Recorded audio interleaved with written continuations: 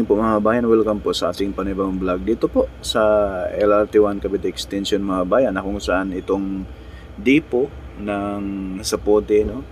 At future station ng Zapote ay ito po ay katabi lamang ng repair facility. Ayan po, nilagyan natin ng circle mga bayan. Dyan po itatayo yung future station ng Zapote, no?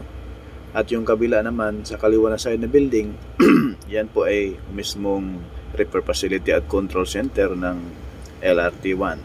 At dito tayo mga kabayan sa latest update dito po sa ating Redemptor Station na nilagyan na po nila ng footbridge itong patawid sa simbahan ng Baclaran. Ang station po ay ito po yung bandang kanan, no? Ito po yung Redemptor Station. At yung kaliwa naman, yan na po yung Baclaran Church. Kitang-kita na po natin yung footbridge sa unahan. Yung kulay, ano na yan, gray, no? Nung bago lang po yan nilagay mga kabayan. Kaya yan po ay dyan na po tatawid yung mga sasakay ng LRT papuntang Cavite, no? At papuntang MRT, no? Dugtong-dugtong na po mga kabayan. Ayan po yung station dito. Ayan na po yung footbridge sa taas natin. Yung kabilang side hindi pa napatungan nila. Dito pa lang sa side sa papuntang coastal. Ayan. Ito na yung Redemptor Station mga bayan. Ang bilis ng gawa.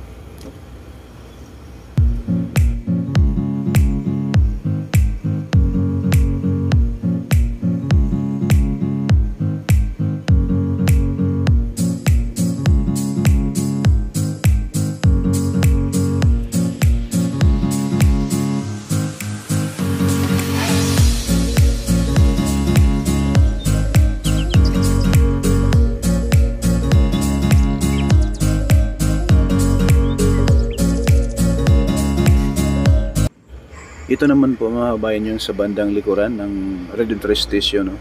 Na kung saan konti na lang din kulang, no? Malalatagan na rin po ng bubong sa pinakataas ay formado na rin po. May mga ano na rin po, pinipinturahan na rin po yung bandang kanan na side. And as surely as that, we will achieve the country all Filipinos deserve. A country that in almost every sense is you. Now imagine what you and government can achieve together. Our future we decide today. Yesterday cannot make that decision anymore, nor can tomorrow delay it. The sooner we start, the surer and quicker the prospect of achieving our future. Never forget, we are Filipinos. One nation, one republic, indivisible. At pinakinggan ko ang tinig ninyo na ang sinisigaw ay pagkakaisa, pagkakaisa, pagkakaisa.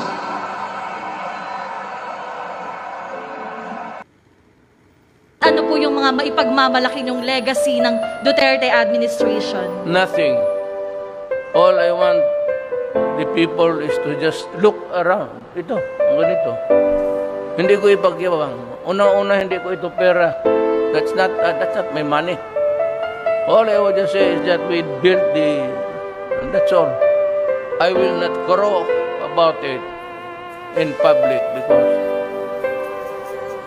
sabihin na mo ito. Sa 6 na taon na ikaw inanungkulan, wala akong masabi sa iyong napatunayan. Di nakakapagtaka, mahal ka ng taong bayan dahil sa kahanga-hanga mong kakayahan. Ginawa mo ang lahat upang bayan mapabuti. Kami ang inuuna at hindi puro sarili. Madami nang nabago, hindi na tulad ng dati. Yung dating magkulong napapanood ko sa TV. Kahit saan ka mapunta ay iyong makikita. Natapos niyang proyekto na napakaganda. Nilabanan niya ang droga, kurakot binasura. Nilinis niya yung dating tambakan ng basura. Marami pong salamat sa iyong pamamahala. Tatay Digong dapat tawagin na isang dakila sa iyong nagawa. Kami ay iyong napaluha. Binangon mo yung dating lubok na ating bansa. Bansa na Pilipinas, eto na ang simula. Sa bagong uupo, sana'y ipagpatuloy niya. Sana'y kagaya niyang may malasakit sa ating bansa. Sana'y kagaya niyang may malasakit sa kapwa. Matitibay na tulay, ganyan ang daang matuwid. Hindi yung puro salita lang pinapabatid. Puso niya para sa bayan, utak niya'y hindi makitid. Libreng edukasyon at kagandahan ng paligid. Iilan lamang iyan sa kanyang mga proyekto. Kitang-kita naman natin yung magandang pinagbago. Simula sa umpisa ng pag-upo niya sa pwesto. Wala sinayang na taon, kurakot ay bistado. Sa bakal mo kamay, kami sa'yo ay naniwala. Paano kaya kung di ikaw namuno sa ating bansa? Marami pong salamat, isa kang kahanga-hanga. Ama ng ating bansa, tunay na isang dakila. Marami pong salamat sa iyong pamamahala. Tatay Digong, dapat tawagin na isang dakila. Sa iyong nagawa, kami ay iyong napaluha. Binangon mo yung dating lugmok na ating bansa. Bansa na Pilipinas, eto na ang simula. Sa bagong uupo, sana'y ipagpatuloy niya. Sana'y kagaya niyang may malasakit sa ating bansa. Sana'y kagaya niyang may malasakit sa kapwa. Marami pong salamat sa iyong pamamahala. Tatay Digong, dapat tawagin na isang dakila. Sa iyong nagawa, kami ay iyong napaluha. Binangon mo yung dating lugmok na ating bansa. Bansa na Pilipinas, eto na ang simula. Sa bagong uupo, sana'y ipagpatuloy niya. Sana'y kagaya niyang may malasakit sa ating bansa. Sana'y kagaya niyang may malasakit sa kapwa. Kababayan ko, sundin ko ang gusto ninyo. And today, I announce my retirement from politics. Salamat po sa inyong lahat.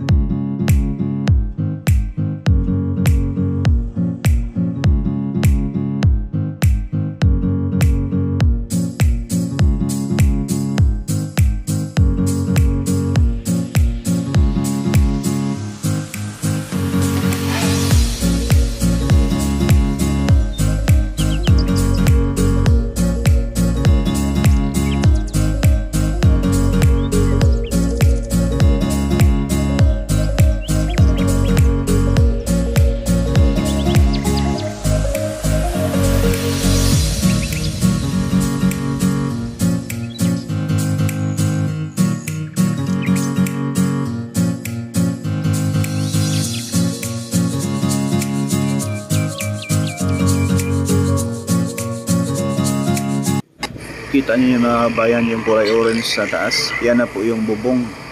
Sinimula na dito paglatag ng bubong dito sa Dr. A. Santos Station.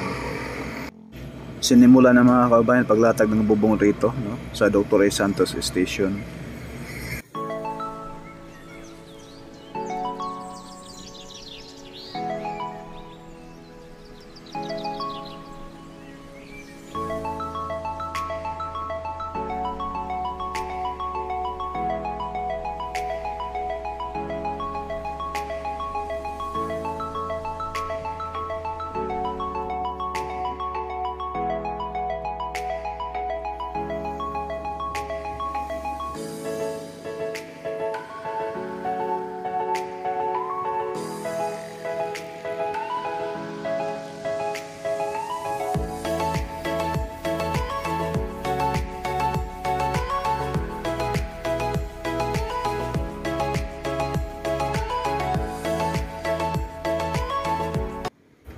Yan po mga bayan, dito po sa gilid ng Quirino Flyover, no?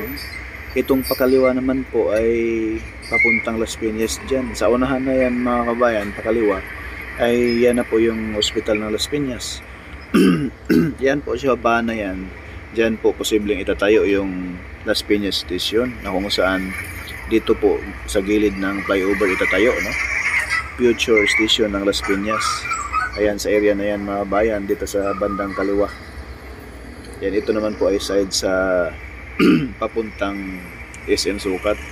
Itong flyover na to ay medyo matagal-tagal na rin na ginawa, no? Hanggang ngayon ay hindi pa tapos. Ayan po yung price ng budget itong flyover nito mga bayan. Ito po yung Quirino sa kanto ng Pulanlupa. Ayan. Masilayan po natin dito sa area na to ay bumper to bumper ang traffic. Siguro pag madaanan na po itong matapos na po itong station flyover na ito ay posibleng luluwag na yung traffic ko rito, no? Medyo maaga pa lang ngayon, bumper na bumper na. Ayan po.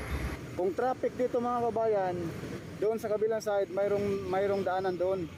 Patagos din po doon sa mismong sa Puti, papuntang Las Piñas. Ayan, kita nyo na mga kabayan.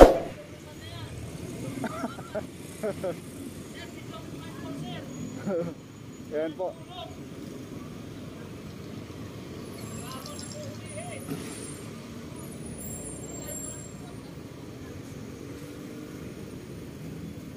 Ayan yung enforcer na ito, no?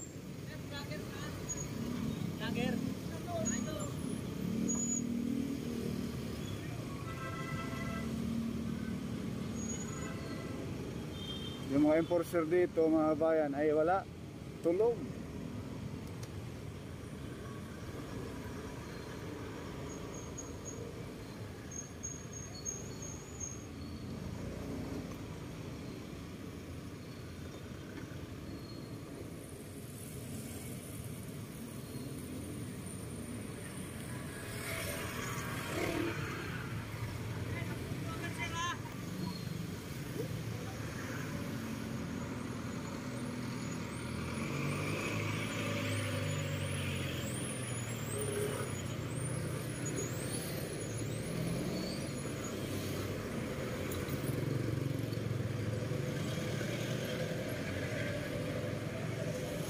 Yan, mula doon mga bayan, araw-araw ito napaka-traffic dito sa areang ito. Kasi itong flyover na yan napakatagal pang natapos. Ayan. Kaya tayo ay approaching na tayo sa unahan. Yan po mga bayan yung ating latest update sa LRT1 Cavite Extension at dito sa may Future Las Piñas Station sa may C5. Thank you po.